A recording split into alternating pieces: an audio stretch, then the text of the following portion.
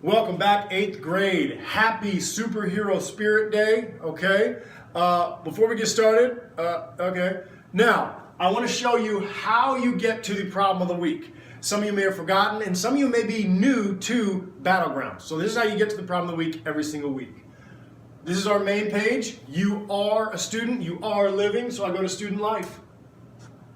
Up at the top, I have options. We are looking for ISTEP information and weekly problems. You are in 8th grade. By the time you get here, this will actually have a video link to it, but Monday through Thursday, you just need the problem. Here's what we're getting into today. Consider the equation. Let's blow that up a little bit. Consider the equation. 3 times the quantity, x minus 2, equals 3x minus 2. Part A. Determine whether the equation has one solution, no solutions, or an infinite number of solutions. Use words, numbers, and/or symbols to justify your answer. Okay, that was a lot. Essentially, what we want to do first is solve. Can we solve this? Let's do it. Again, always recommend you rewrite the problem first. 3 times the quantity x minus 2 equals 3x minus 2. So if I'm solving, I want to simplify each side before ever trying to move things side to side. So I notice there is a 3 on the outside of parentheses, which means I can use the distributive property and multiply in. I get 3x minus 6 equals 3x minus 2. All right? Now, from here, it depends on how you solve. You may move numbers first. You may move variables first. It does not matter. You'll get the same final answer. I'm going to move the actual variable first, but please understand you have options here. I want to get the x's on the same side. So if this is a positive 3x, to move to the other side, I have to do the opposite, which means I have take a negative 3x, or I subtract the 3x. Notice what happens all of a sudden. 3x minus 3x is 0, not 0x. Please don't write that down. I've seen a lot of students do this. 2x minus 2x, the others are going on left with just x. No. If I had 2 apples and you took 2 apples from me, I'm not left with 1 apple. I have nothing left. So make sure if you are taking all of the x's away, you're left with no x's. Now, technically you could stop here. Did anybody? My rule of thumb when I was teaching this was, if the variables cancel out and you're left with a false statement, it's no solution. Now, if your variables cancel out and you're left with a true statement, it was infinitely many. Okay? Now, a lot of people continue from here, so we're going to continue. I want to get all my numbers on one side. We'll bring our negative 6 to the right side. Doesn't matter though. So to bring a negative 6 across the equal sign, I do the opposite, which means I would add 6. Again, there's nothing left, so that would be 0 equals 4. Okay, so I'm going to write options up on the board. Chances are, if you solve this correctly, you have either negative 6 equals negative 2, or you have 0 equals 4, or you may have negative 4 equals 0. All 3 of these should have, these are potential final answers for this problem, okay?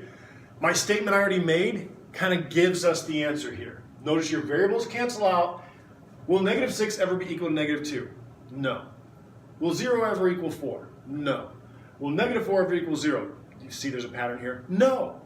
So if you're left with a statement that can never be true, then it is no solution. And that is our answer here. So I would say no solution. Now my logic or my reasoning behind it would be my variables cancel out, and I am left with a false statement. You could say with a statement that'll never be true, any of that. That is a good solving method and explanation as to why we have no solution. Okay? Did you get it? Nice job. If you said yes. All right, here we go. Almost done. Let's move on down. And this is where a lot of people stopped. I think a lot of people overthought this part. Create a linear equation that has one solution. Some of you are like, I'm not a creator. Hey, you can easily. Because what did we just talk about? When do we have no solution? If variables cancel out, remember that, and we're left with a false statement. When do we have infinite solutions? What happens first? When variables cancel out, and we're left with a true statement.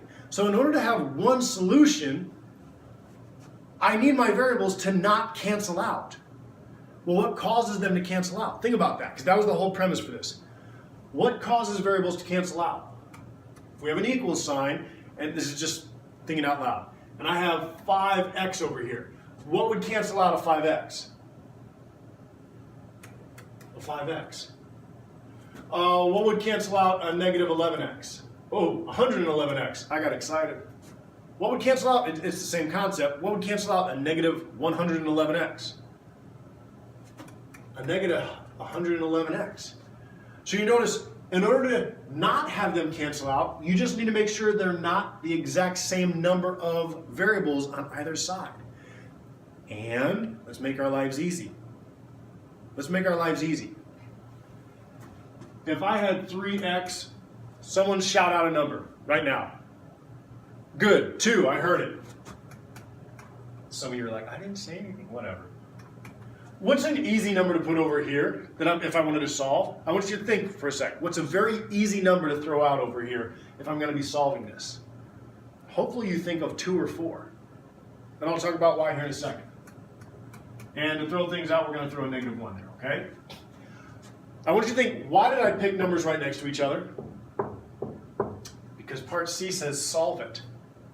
Did any of you look ahead? You're going to be solving this? Now, real quick, clarify. There are literally an infinite number of solutions you can have here. Infinite number of solutions. What I need you to check for and what the ISTEP will check for, look at your equation. Do you have the same number of variables? You shouldn't. As long as you have different number of variables on either side, it works. Make sure there's no exponent or anything like that either. But now when I go to solve, I have made my life very, very easy because once I bring this over, I'm left with a single variable. And that was my purpose for picking numbers close to each other. Whatever equation you created, go ahead and solve. I'll solve mine. I've got to get variables on one side, numbers on the other. I'm going to do the opposite of a positive 3x, which is a negative 3x. I'm left with 2 equals x minus 1. I now need to get my variable isolated, which means all alone, which means anything over there. Get out. How do you get rid of a subtracting 1? You add 1. Oh, come on now. And now I'm left with x equals 3. Notice I did not skip a single step, not one, because it told me, show all work. You got to be doing that. You got to show all work, okay? Did you show your steps? Did you understand conceptually? This one was a bit conceptual with this problem. And did you get the no solution at the beginning? Good. Just getting our minds back in the swing of things, trying to get beyond the 2-hour delay schedule, beyond the snow days. Get back in the swing of things. That's going to be the best thing for you.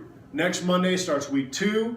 You'll have the next video on Thursday. Hopefully this made sense. Happy Spirit Week. Keep learning.